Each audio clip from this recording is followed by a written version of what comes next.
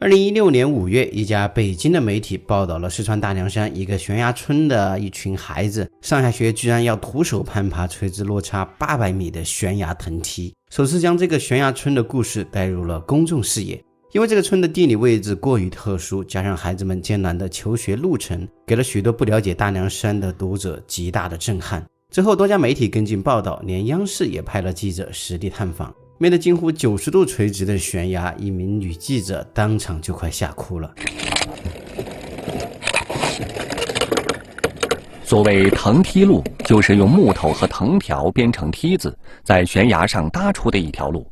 就是这条老乡觉得最安全的路，即使身手敏捷的年轻人也需要花1个半小时上山。而在没有藤梯的崖壁路段攀爬尤其危险。转向山体的另一侧时，悬崖绝壁上能下脚的地方不足手掌大，而高山深谷中的大风让人站立不稳。村民上下山曾不止1次发生意外，大概有10人左右在路上坠崖身亡。我不想走了。加油呀，勇敢，都能上去，没问题。都能上去，没问题。不要朝外面看。转过来就不怕的，它很牢固的。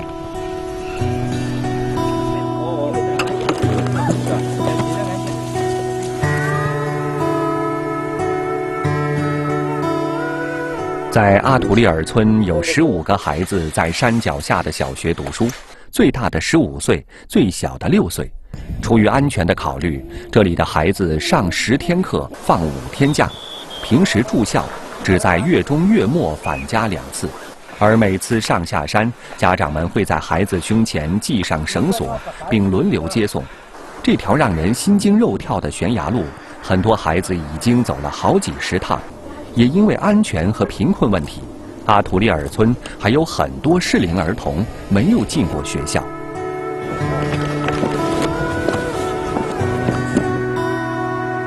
1、2、3、4、5、6、7、8。这是你们孩子，你孩子啊？怎么了呀？感冒了，走路的时候头疼，头疼吗？不舒服？你第一次下山是做什么？第一次下山就不是我，第一次去报名。你以前有没有哭鼻子、害怕的？阿图利尔村可追溯的历史已有200年，村子处于美姑河大峡谷断坎岩间斜台地，因为特殊的地理位置，几乎与世隔绝。村民们的土坯房就建在近乎40度的陡坡上，这里人均拥有耕地1亩多，主要靠种地和养羊为生。去年底，昭觉县落实精准扶贫政策，用100万元给阿图利尔村家家户户买羊，但村民养殖的牲口运不到山下，他们只能把少量玉米、花椒背到山下，换回日用品和少量现金。虽然过去10多年，这里曾2次规划修路，但因部分资金需村民自筹而一再搁浅。目前测算下来的话，总的需要的资金应该达到了4000万的样子。如果要修这条路的话，基本上就是相当于1/3的财政收入。当外面的世界变得四通八达，大凉山地区这个曾经自给自足的村落被抛在了后面。而记者探访之后，围绕悬崖村应整体搬迁还是发展旅游业，未来将何去何从，突然多出了很多讨论。但对于阿图利尔村的村民们来说，现在最大的愿望依旧是有一条与外界通联的安全的路。正是有了这些媒体的报道和关注，这个200年来都只能靠一条简易藤梯出行的悬崖村迎来了光速进化。在媒体报道的当晚，当地县领导就带领工作组攀爬悬崖进入这个村子开展工作。凉山州也成立了相关工作组，带领设计和施工单位进入悬崖村应急解决天梯的道路安全问题。他们先是计划修一条钢梯，然后再组织论证到底是给他们修一条真正的路呢，还是整体异地扶贫搬迁。同年8月，悬崖村藤梯改造工程开始启动。9月，山下的学校实行全寄宿制，每年补助学生4500元的生活费。学生只允许在1周年等重大节假日以及寒暑假回家，其他时间全部住校。这样，悬崖村的24名学生每年回家的次数降低到了过去的1/10。11月，2556级的钢梯主体工程完成，共计耗费6000根钢管、120吨钢材，近3万人次的人力。相较于之前毫无保护措施的藤梯，这套钢梯不仅安全了许多，村民们出行的时间也缩短了1个小时。从前外面的新娘嫁进这个村子，需要提前1个月挑选年轻力壮的小伙子，将新娘从山下背上来。钢梯修好后，便很快迎来了嫁进来的第一位新娘。之后政府又陆续给他们改善了水电网络等基础设施。2019年4月，我们也通过攀爬这个钢梯亲身去探访了一趟这个村子。当时村里已经有了幼教点，有的村民呢也开启了小卖部，还有人做起了网络直播。不过他们一直住在这个悬崖上，始终没有解决根本性的问题。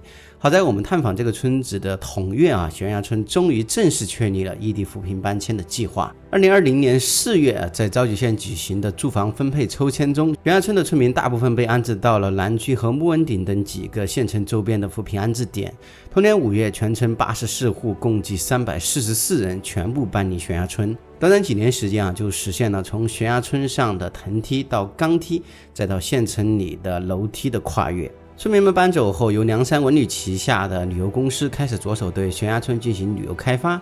我们再来这里的时候，发现山下的游客中心和酒店住宿等相关设施已经建好了。根据资料，这个项目采用国企加村集体加村民的运营模式。村民一是通过土地流转，二是通过劳务，比如目前这里的保安啥的也是原来悬崖村的人。三是村集体分红，按照规划，项目建成后，悬崖村每年的分红将不低于38万元。这个就还得看到时候这个项目的运营情况了。我们一家在这里待了差不多1天遇到的游客大概也就只有10来人。目前看来这儿的游客还不算太多。这就是这些小朋友上学回家的路，每天要背着书包爬这个梯子，爬这些上学。你要不要去感受一下？我要去爬。要爬是吧？我要去爬那个天梯。你确定你要去爬？爬这个？吓哭了我不管了。现在攀爬悬崖村的钢梯每个人需要购买30元的门票，并签署一份了解攀登风险并保证本人未患有相关疾病的健康承诺书。他们会给你系一根安全绳，所以这个费用也可以说是安全设备的租赁费。咱们上次来差不多还是7年前，那个时候这个宝宝还在妈妈的肚子里，还没有出生。上次妈妈就没有爬，我在这里。这次妈妈和宝宝就一起来爬上去了，体验一下。悬崖村里面的村民呢，是在2020年的5月份都已经全部搬出去了，所以这边已经纯粹建成了一个旅游区了。现在有些设施都还在建设当中还不是特别的完善。我们也看到这边还有无人机在吊装建筑材料来建我们后面的这个。应该是他们的村图书馆还是啥之类的东西。我刚才也问了一下这个无人机操作手据他说这个无人机可以吊200斤左右的东西。那现在吊的应该是水泥一袋标准的水泥应该是100斤，按理说可以吊2袋但是他们是一袋一袋的吊的，这样的话就省了很多的人工了反正以前要把这些建筑材料运到这个半山腰是非常费劲的。撸起袖子加油干！这个梯子应该是后面改建了一下我记得我当年走的时候就是2根纯钢管现在中间还加了螺纹钢。把你的安全绳扣上，不扣安全绳要罚款的。真的？谁说的？那上面写了，不扣安全绳要罚款。什么不方便？朝前走。你只管朝前走，对。现在这边上还放了一根这个安全绳，这个6岁多的宝宝都不怕悬崖村，小悬崖村，拿下，休息一下。你不累吗？不累哎呀，也可以给你挂上去这小朋友一点都不累像我们这样的老登就不行了，累得很。想想7年前我还是一个帅气的小伙，当年爬这个山还是非常非常轻松的。这一节就开始是纯钢管了没有刚才那个弄的螺纹钢了。怎么样，小屁友，怕了没有？还不怕？大家看啊，这个度数的话，至少是70度、70-80度是有的。上面有个90度的，我想挑战一下。当年我也是拿着这样一个全景相机啊，在跟拍啊，看起来就非常非常的陡了啊。第三人视角。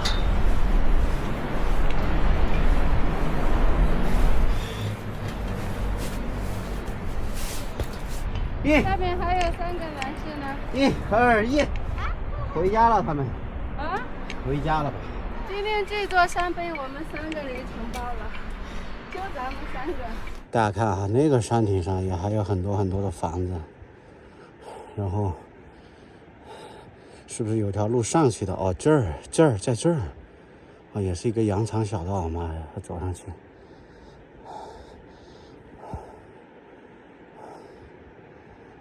这个下面是这个深深的峡谷，然后这边也有钢梯啊，也是一个悬崖村。然后这个钢梯到这边的悬崖村，我们要去的是这边的悬崖村。这儿还有自动贩卖机，没东西，空的。以后真的就变成了景区。景区，发表一下你的感受。太简单了，没有爬那个龟峰山、五台山那个好，那个都有陡峭的人，这个还有安全绳。那你建议其他的小朋友来吗？建议他们来。对，因为太简单了。年轻人，怎么了，年轻人？不等一下老人家吗？他不是老人家，他那么年轻都爬不上来，还不如我。他身上。快点，年轻人！身上的肉太多了，爬不上来。他的肉坠着他，爬的比较慢。你被肉坠住了吗？年轻人。把你们班的小屁友都拉到大凉山来一下，好不好？好。那回去你就跟你们班的小屁友介绍一下大凉山。我还去爬大凉山的那座山呢。那座这里叫悬崖村是吧？悬崖村可好玩了，还可以爬山呢，还是4区爬了，因为这个太陡了。4区啊？我已经开始4区爬了，简直是太陡了。小朋友，我跟你说啊，爬上来了，你确定一下你能不能下去啊？这地方可是没有人能够背你抱你下去啊，只能你自己爬下去，你知道吧4区再爬下去。加油！加油！这山上还有小松鼠啊！它真的不害怕人，我都怕它，它不怕我。别抓住那个。你让它一下，好吧？你让它，叫它要下去，你把它带儿。你堵住它的道了，你看一下，给它让个路。不会怎么样的。它要下去，它要顺着这楼梯下去。那我让你好吗？我让你来，给你让个路。真的，你不让路，它还不走。你看它不怕冷。这有卖水的了，大家看，矿泉水8块1瓶，从山下背上来的哈。你说这边有钱吗？没钱。这些都给人家喝了吗？没买也没钱。水呢？这明明少了1瓶。少了1瓶，被人喝了1瓶。全拿走了，钱都没给人家放里面。太坏了。这么辛苦背上来的，带走，不能让别人发现。人家放牌子这里卖呢，还不能让别人发现。咋不放个？没有码吗？咋不放个码呢？没钱呢，没现金呢。让我试一下这个背篓。把这花水背到山顶上，卖他18块。卖18块，然后钱给他一放。哎呀！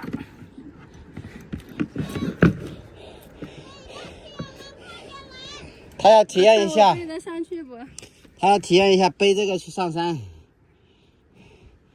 来吧，背到山上卖18块的。下面补给他背上去。你背吧。还可以。你背。舒服了也还好。一会儿背着给你勒得疼的很。1瓶1斤。这是24瓶。24瓶24斤。好吧。还好。这就是90度了，大哥，快点。哦。这个真陡。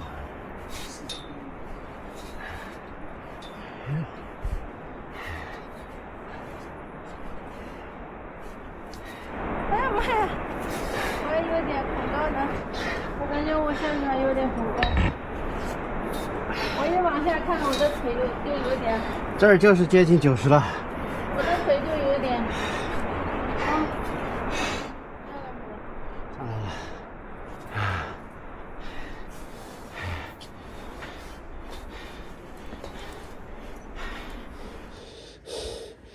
你们再不等我就回去了。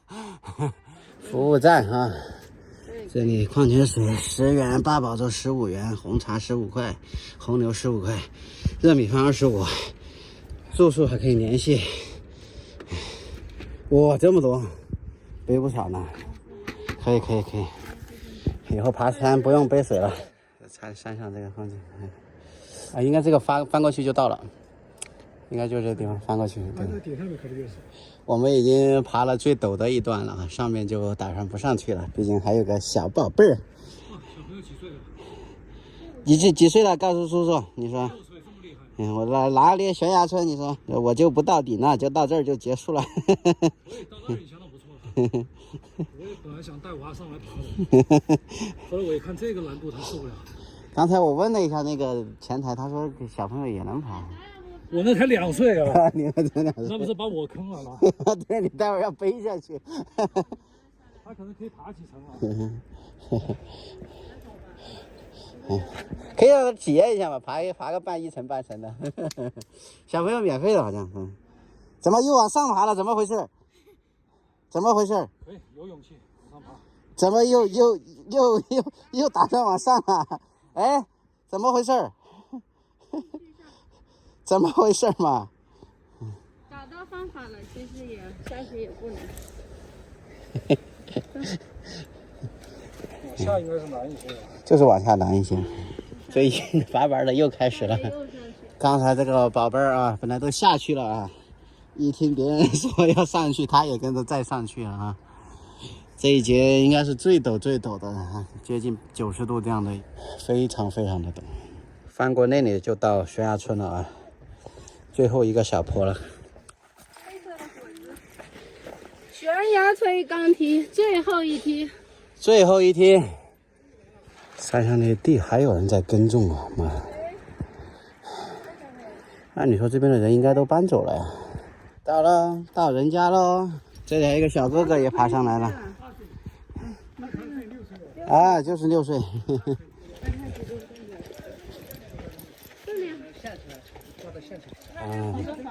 都搬走了吗？村子里面？他要是房子都是给你免费给你修的，是吧？只需要去住就可以了，是吧？是搬到什么木恩底，还有什么南区，是不是？我看上面写的。木恩底啊。你们就在这儿做生意了哈？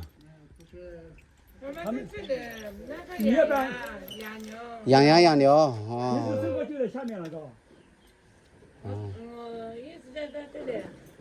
你一直在这里？对。哦。你们生活用品也是自己要背上来。现在还有多少人家？哦，真辛苦。你们还有几个人家在上面住？谢谢。你看那个没有人了，基本没有人了，走了。就这为牛，要不是都没人了。以前有几十户人家的。以前是70多户嘞，70多户啊。那他们搬下去的都是去外面打工了吧？应该还是说？哎，去那个打工有，那个乡村里面打省有，什么都有。去打工的也是去打工了，打工还是稍微能挣得多一点嘛啊。因为悬崖村上确实也没有什么可以参观游览的景点，就只剩下这一户人家在山上搞养殖了。我们简单和他们聊了会儿，了解了一下现在村民们的现状，顺便还询问了一下对面村子的土地到底是怎么回事儿啊。村民说应该是一些年龄大的村民回去种的，由此我们也可以看出啊，即使帮他们搬去了县城，没有一个稳定的收入来源，有些人还是无法摆脱对土地的依赖。这就走了。现在就是这村子啊，都已经空了呀，现在都空了。当着这么辛苦就走了。哎，好，再见啊！开始下山，山上确实没啥东西啊。看你俩怕不怕？因为他一只手是因为他跟他撞的。110岁。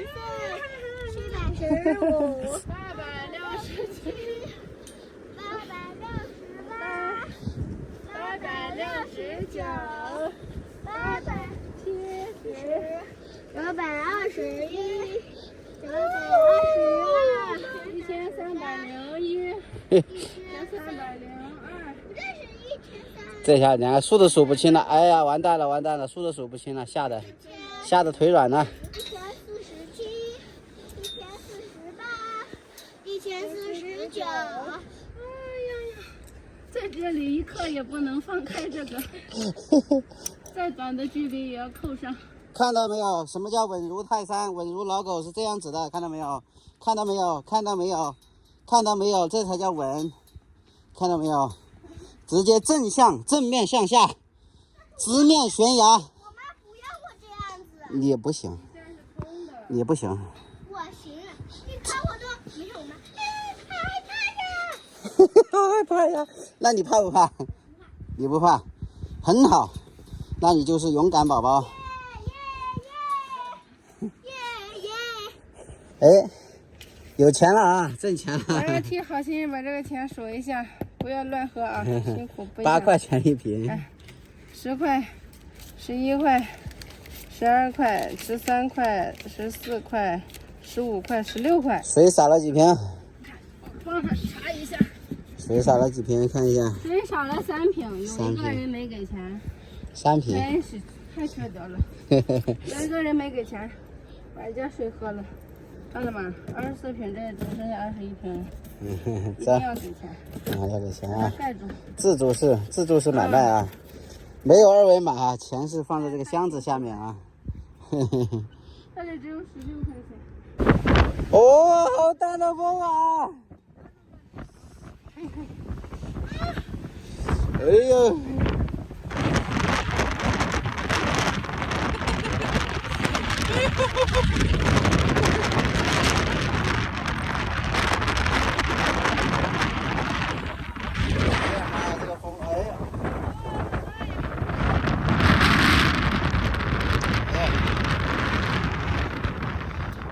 ！8级大风来了，梯子都吹得晃了，刚才感觉晃的。总算爬完了哈，悬崖村。这个小朋友走得非常有气势啊！加油，撸起袖子，加油干！视频的最后，我们也去了这个县最大的一个集中安置点——木恩底社区。这个社区是由同济大学建筑设计院设计，总投资近4亿元，占地面积200多亩。2019年5月动工，2020年4月竣工。总共有50栋安置楼，分为4个区域，总共安置了来自这个县的28个乡镇、87个村的1426户，6575人。悬崖村的村民总共在这里安置了28户。以前他们村里的孩子得爬藤梯去上学，现在中学、小学、幼儿园全部都在社区门口。这个社区除了配套建有党群服务中心、社区使馆、警务室、卫生室、商业门市等公共服务设施，还建有一个非遗博物馆和4点半课堂。我们在博物馆门口的石碑上看到，东方电器捐了500万元，碧桂园捐了700万元。另外我们还看到公交车和外卖都有到这里。在就业方面，社区利用政策以务工奖补措施鼓励搬迁户外出务工，并协助劳务输出到东部沿海地区，组织居民到县内的服装厂和附近的一些产业园就业。这是他们彝族的刺绣，应该绣出来是一个披风，这一针一针绣。你这个一件要绣好久才能绣得起来？听不懂啊？都听不懂哎。哎呦，这个绣得漂亮。这个一针一针绣的挺漂亮的，看。这慢慢绣啊。这些刺绣的妇女啊，基本上都不会说普通话，连四川话也不会说，所以都听不懂啊。他们说话我听不懂，我说话他也听不懂。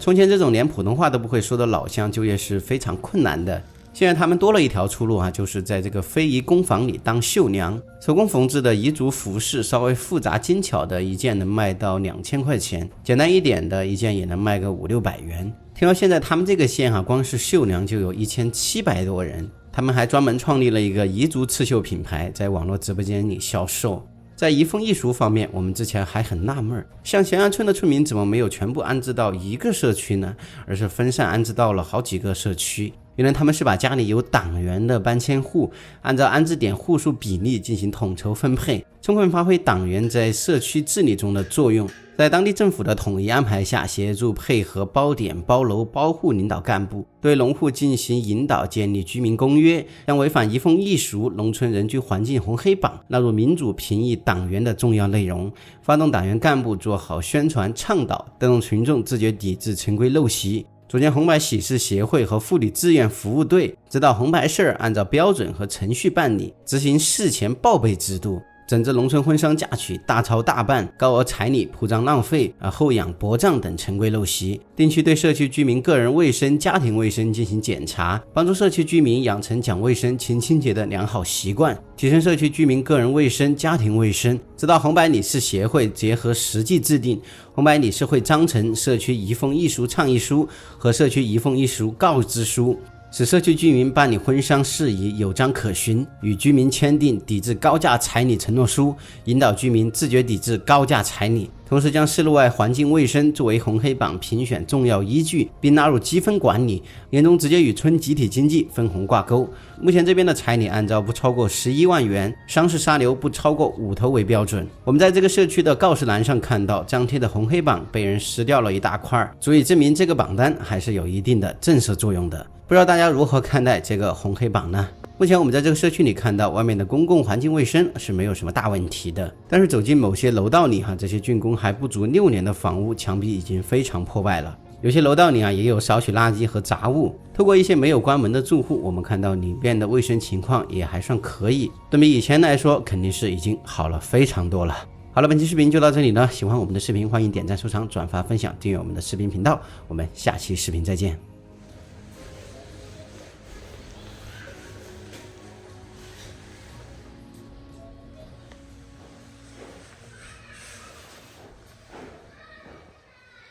这个是他们烤火的火盆，这个水表房，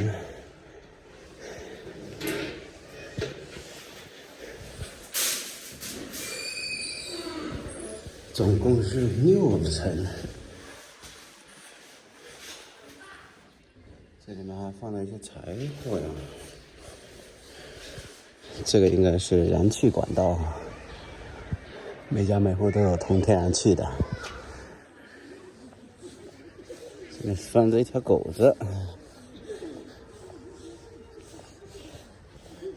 这家储存了这么多腊肉啊，这家也储存了好多香肠。哎呦，这些年货都不少呢。没算赢，打翻就赢啊，打翻了就赢了。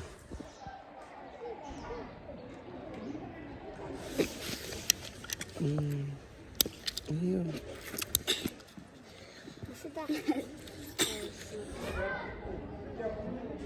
这个地方是这个社区的停车场啊。我们来看看这边都是一些什么样的车，就可以知道这边的居民现在的生活状态大概是什么样子的。